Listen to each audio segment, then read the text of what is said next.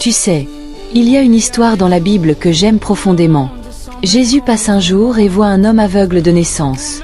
Et la première chose que les disciples demandent, ce n'est pas « Comment on peut l'aider ?» Non. Ils demandent « Qui a péché ? Lui ou ses parents ?»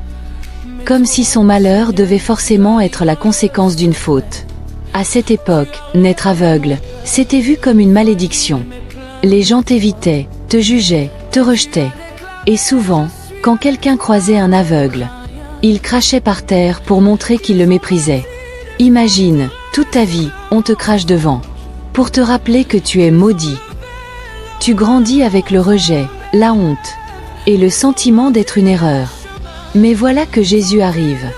Et lui aussi, il crache par terre. Mais pas pour le maudire. Pas pour l'humilier. Il crache par terre, prend la poussière.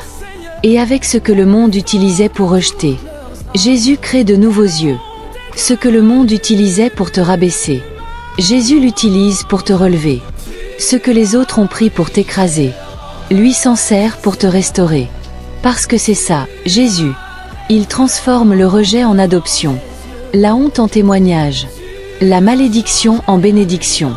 Et peut-être que toi aussi, on t'a humilié, oublié, rejeté.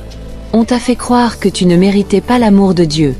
Mais écoute bien, ton rejet n'est pas la fin de ton histoire. C'est le début de ton témoignage. La Bible dit dans Ésaïe 61, verset 7, « Là où tu as connu la honte, Dieu te donnera une double bénédiction.